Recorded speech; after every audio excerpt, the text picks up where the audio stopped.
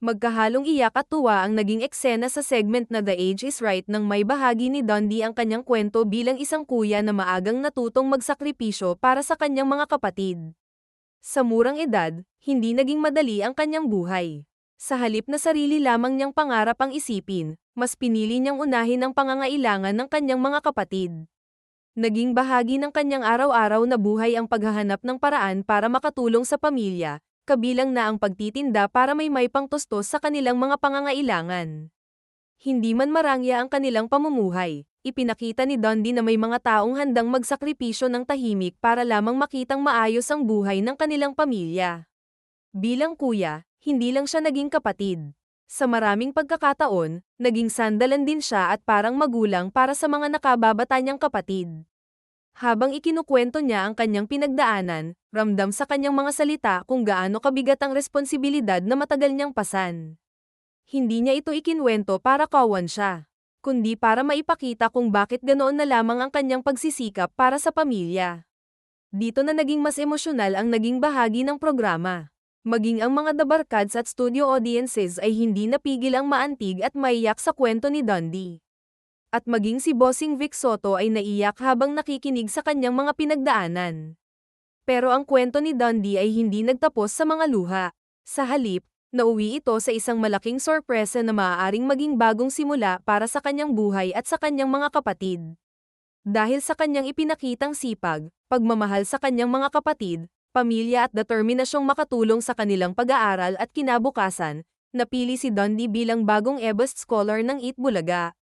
Kinumpirma rin ito ni Bossing Vic Soto at ng programa ang pagkilala sa kanya bilang isa sa bagong EBUST Scholars. Sagot na ng EBUST ang kanyang tuition at baon, hanggang makagraduate siya. Mas naging makahulugan ang pagkakataong ito dahil ang EBUST ay isang scholarship program na nagbibigay ng pagkakataon sa mga estudyanteng nangangarap na makapagpatuloy at makapagtapos ng pag-aaral. Sa kasalukuyan kasi ay may isang bakante ang EBUST program, napag-graduate ng EBUST ang isang aplikante na taga Quezon na si Christine Atienza bilang isang magna cum laude. Congrats sa iyo, Christine! Para kay Dundee, hindi lamang scholarship ang natanggap niya. Isa itong pagkakataon na maaaring makatulong upang mabawasan ang bigat na matagal niyang dinadala. Ang dating batang kailangang maghanap ng paraan para makatulong sa kanyang mga kapatid, ngayon ay may panibagong pagkakataong abutin ang sarili niyang pangarap. At higit sa lahat, may pagkakataon siyang patunayan na ang mga sakripisyong ginawa niya para sa pamilya ay hindi nasayang.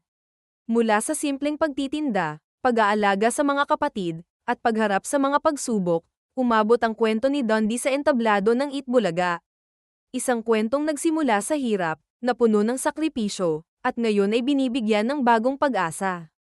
At marahil, iyon ang isa sa pinakamagandang mensahe ng kanyang kwento, may mga taong tahimik na nagsasakripisyo para sa kanilang pamilya, pero darating din ang panahon na ang kabutihang ginawa nila ay muling babalik bilang isang pagkakataon para sa mas magandang kinabukasan. Marahil ay naantig din kayo sa kwento ni Dundee. Ako man ay naiyak sa kanyang kwento dahil bihira lang ang ganitong kuya na mapagmahal sa kanyang mga kapatid. Ito ang masarap tulungan ng taong matyaga, may pangarap at mapagmahal sa kanyang mga kapatid. Maraming salamat po sa Itbulaga, lalong-lalo na kay Bossing Vic na nagbigay ng bagong pag-asa sa buhay ni Dundee, dahil dyan ay matutupad na rin ang kanyang pangarap na makapagtapos sa pag-aaral sa kolehiyo sa kanyang kursong criminology. Blessing in disguise ang kanyang pag-guest sa The Age is Right ng Itbulaga. Hanggang sa muli, maraming salamat po sa inyong panunood. God bless.